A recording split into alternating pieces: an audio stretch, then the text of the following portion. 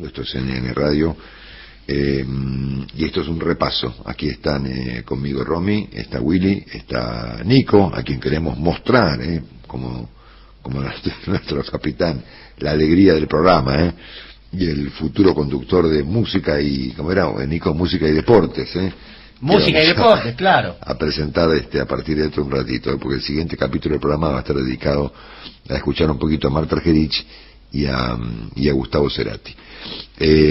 A propósito de dos noticias que hay esta mañana que son, creo yo, muy importantes desde el punto de vista de la cultura argentina, son geniales. Uno, que mañana sábado arranca en el Teatro Colón el Festival Marta Argerich, y el hecho de que se presenta un trabajo nuevo, inédito, de Gustavo Cerati, en conjunto con una orquesta sinfónica mexicana, que es una cosa monumental, ¿no?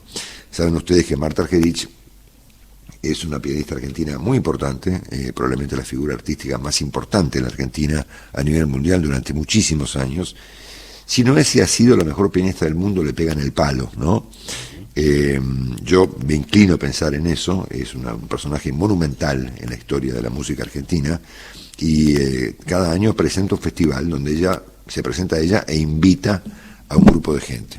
En este caso, entre los invitados está su propia hija e inclusive su ex marido, que es un gigantesco director de orquesta canadiense, suizo, creo que suizo, se llama Charles Dutoit, que es uno de los grandes directores de orquesta de la historia, ¿no? Ella tuvo muchos maridos, entre ellos un pianista ruso, y el señor Dutoit, que es un director, yo lo vi en el Colón, tipo extraordinario. Así que es una honra mucho a la ciudad de Buenos Aires, a la Argentina, la presencia de Marta Argerich en nuestro país, y vamos a pasar un ratito algo de lo que ella va a tocar mañana, porque ella mañana debuta en su propio festival tocando una obra de Bach, que es algo realmente monumental. Y por supuesto, lo de Cerati es absolutamente genial también, porque, ayer habría cumplido 63 años y se edita un material inédito de Gustavo Cerati. Eso pasamos esta mañana un poquito de eso, porque lo teníamos con Willy, como contamos, desde hacía más de un año prácticamente, producido por Willy, por Pop Art, seguramente, ¿no? Así es, Marcelo, efectivamente, a nosotros nos había anticipado ese material, obviamente, para no difundirlo, ¿no? Y cumplimos como corresponde. Cumplimos como hasta hoy. Para que todo el mundo sepa que somos personas confiables, digamos. Sabemos guardar un secreto, digamos. Exactamente, pero como hoy apareció la noticia, claro, en La Nación de la aparición de este material, pusimos al aire parte de un tema que se llama Fue, que es una cosa genial, y que nos inspiró además a todos nosotros a crear un programa de música, ¿no? Que va a sustituir a basta de noticias, basta de inflación, basta de todo, a partir de ahora música y deportes, con la conducción de Nicolás Singer. Bueno, dicho esto, vamos a hacer un repaso rápido esta mañana, pero insisto en que me parece que es muy importante mirar el conjunto de los problemas que Argentina presenta de modo simultáneo, porque ninguno puede ser visto de manera individual. Esto no es una pizza por porciones, sino que es una pizza completa, ¿no es cierto? Hay un conjunto de problemas que se conectan y se retroalimentan, se conectan y se retroalimentan. Entre ellos tenemos unos datos económicos dramáticos: inflación, caída de reservas, etcétera, etcétera. Tasa de interés por la recontranubes. Tenemos un gobierno que de alguna manera balbucea comentarios insólitos, ¿no? Insólitos. Ayer el presidente y la señora Cerruti han dicho cosas directamente insólitas, dignas de los 3 chiflados, como decía hoy aquí con nosotros Martín Lustó. Al mismo tiempo, Sergio Massa, al mejor estilo del kirchnerismo clásico, intenta resolver la economía argentina de a sector por sector, ¿no? A lo Moreno, a lo Kicillof. Insólito, de parte de Massa, que se ha negado a presentar un plan articulado, al menos que contemple los aspectos más centrales de la vida económica argentina, la inflación, por ejemplo, y está dedicado a maniobras financieras y a hablar sector por sector. Eso se probó ya, ¿no? Lo probaron Kicillof y compañía y no habría funcionado, ¿no es cierto? En algún sentido también pasó con Macri, ¿no es cierto? Es decir, Argentina necesita, es obvio, necesita un programa integral que pueda mirar el descalabro en su conjunto. Es decir, vos podés arreglar hoy con la mesa enlace, mañana que los autopartistas que no tienen repuesto, pasado que consiguen 700 paros para vaca muerta. Pero así le va a tomar 50 años resolver el problema argentino. Arriba de esto hay que agregarle la erosión que produce sobre la política la tasa de inflación. Es decir, la pérdida de autoridad de un gobierno que no tiene moneda es absoluta. Y arriba de eso está ocurriendo este conflicto muy dramático con la oposición. Es decir, que el cuadro general es lo que tenemos que mirar, ¿no? Que es en su conjunto muy serio. Es decir, la economía y la política están destrozadas en la Argentina, en todos los planos. Dicho esto, les ofrezco un brevísimo repaso para no perder tiempo esta mañana de viernes y dedicarnos en el próximo capítulo del programa a Nico y a la música.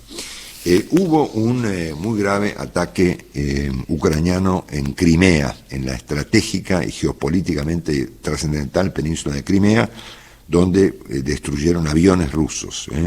Los rusos han quedado desconcertados frente al tema y el presidente ucraniano Volodymyr Zelensky confirmó que a su juicio Rusia bombardeó o intentó hacerlo una planta nuclear llamada en Zaporizhia, la planta nuclear más grande de Europa. Aparece en escena esta mañana el muy valiente y destacado personaje Alexei Navalny, el gran rival que ha tenido Vladimir Putin, que como ocurre en Venezuela, como ocurre en China, como ocurre en Nicaragua, como ocurre en Cuba, está preso. En el caso de Navalny, mira la hora que es, demonio, bueno, me le meto pata, habiendo sobrevivido a un atentado con veneno, de los clásicos atentados que encara el señor Vladimir Putin, ¿no es cierto?, anunciando la creación de un sindicato de presos. Después tenemos a los americanos que insisten siguen operando en Taiwán. China aparentemente paró un poquito la mano, porque me parece que acá está en juego el tema de los chips, ¿no? Ha quedado bastante claro que un Taiwán hundido en la catástrofe paralizaría el mundo, como consecuencia de que de Taiwán depende la gran cantidad de chips que se consumen en el mundo y que hacen que funcione todo, esta computadora, el teléfono, la vida de todos los días. Bueno, y después hay yo estoy muy agradecido con Marcos Álvarez.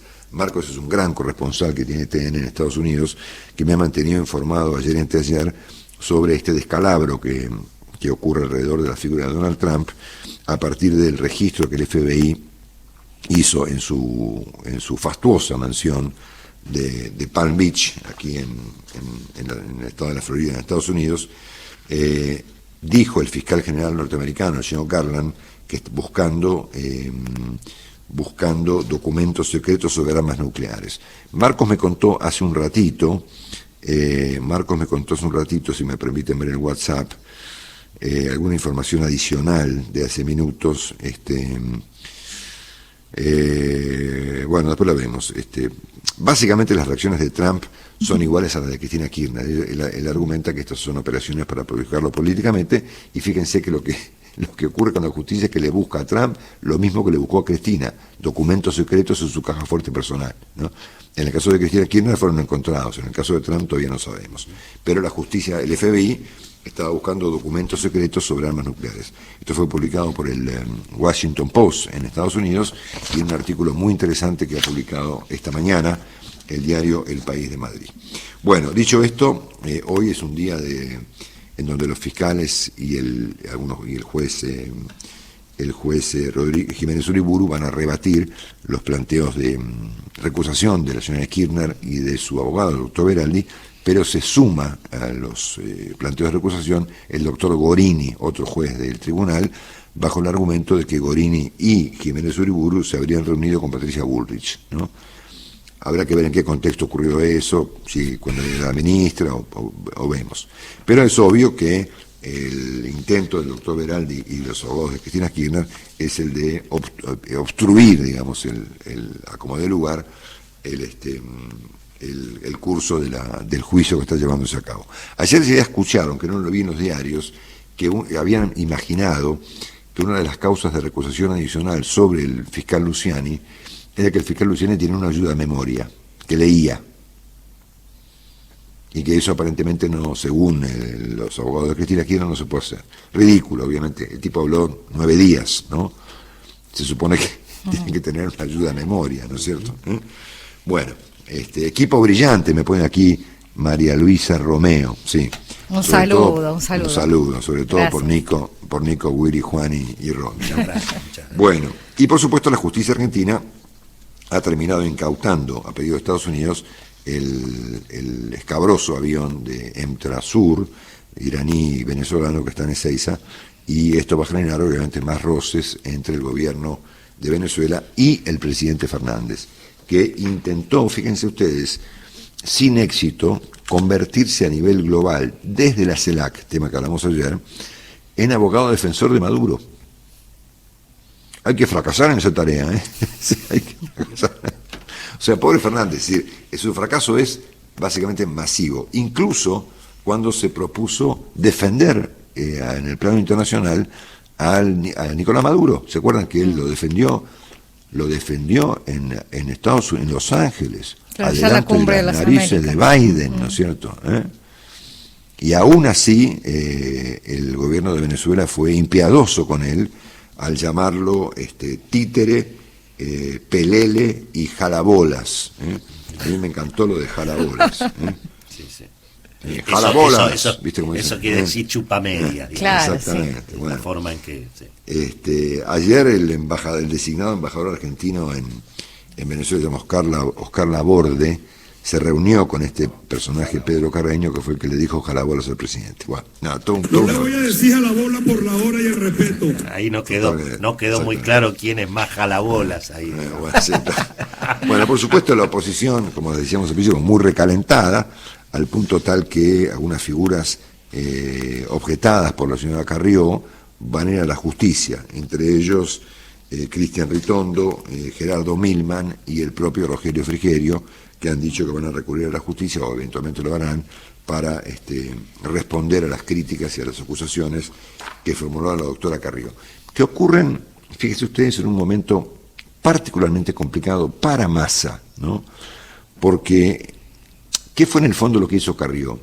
Fue objetar públicamente y criticar y denunciar públicamente a aquellas personas que a juicio de Mauricio Macri son dialoguistas con el peronismo y particularmente con Massa, ¿no es cierto? Raro que no cayó en la volteada de Rodríguez Larreta, que es muy cercano a Sergio Massa, ¿no es cierto? Pero bueno, Horacio zafó, ¿no es cierto? Como zafó Macri, obviamente, ¿no? Y esta acusación de Carrió ocurre en un momento en donde empiezan a aparecer sospechas sobre Sergio Massa, que no sé cuánto tienen que ver con la gente de Juntos por el Cambio, presumo que poco, ¿no es cierto? O no sé.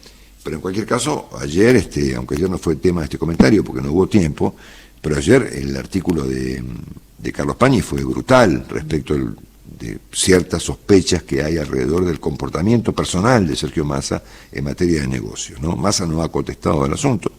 Yo menciono esto, a ver, si esto lo hubiera publicado Juan Pérez, yo no lo di ni bola, ¿no es cierto? Pero obviamente nosotros ponderamos, yo personalmente pondero mucho la información que ofrece Carlos Pañi, por lo tanto lo incorporo a mi propio punto de vista, ¿no es cierto?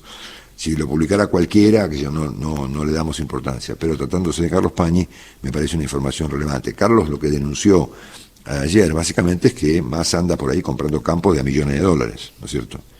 Y que aterrizan los campos con helicópteros. Tema muy complicado, ¿no? Entre otras cosas. Bueno, y ciertamente, un comentario final sobre la economía argentina. Como ustedes bien saben, esto no es ninguna novedad, la inflación se ubicó en julio en 7,4%. Es muy interesante mirar esta inflación en el contexto mundial y local de América Latina, porque a nivel mundial hemos quedado en la nómina de los países, como siempre, digamos, más afectados del mundo: el Líbano, Venezuela, Turquía, Irán. Y a nivel de nuestra región, siendo que el presidente argumenta que la inflación es un fenómeno global y que Argentina es parte de este problema, como le pasa a todo el mundo, acá hay algún inconveniente en los comentarios del presidente, que no ha tenido en cuenta un problema de ceros, ¿no? Porque finalmente el presidente se olvidó que todo lo que pasa en el mundo es más o menos grave, pero... sí, 10 veces menos, 10 veces menos, es un cero menos, ¿no es cierto?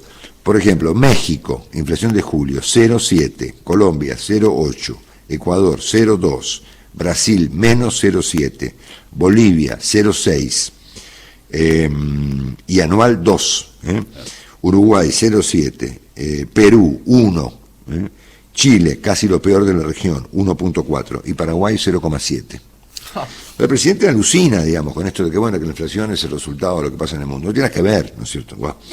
Yo me pregunto, y esto me lo pregunto de verdad, si el presidente está tomando en serio lo que él mismo dice. Por ejemplo, que, como dijo ayer, que bueno, que finalmente las paritarias compensan el impacto de la inflación en los salarios y que por lo tanto está todo bien, ¿no? Me resulta me da intriga saber si él efectivamente se toma en serio a sí mismo, o cuando ayer la señora Cerruti dijo que estamos con una sensación de estabilización, ¿no es cierto? Bueno, así que tenemos, y repito, con esto cerramos, me parece un conjunto de problemas que están actuando sobre la Argentina de manera simultánea. Hay una gran crisis política en la oposición, muy grave.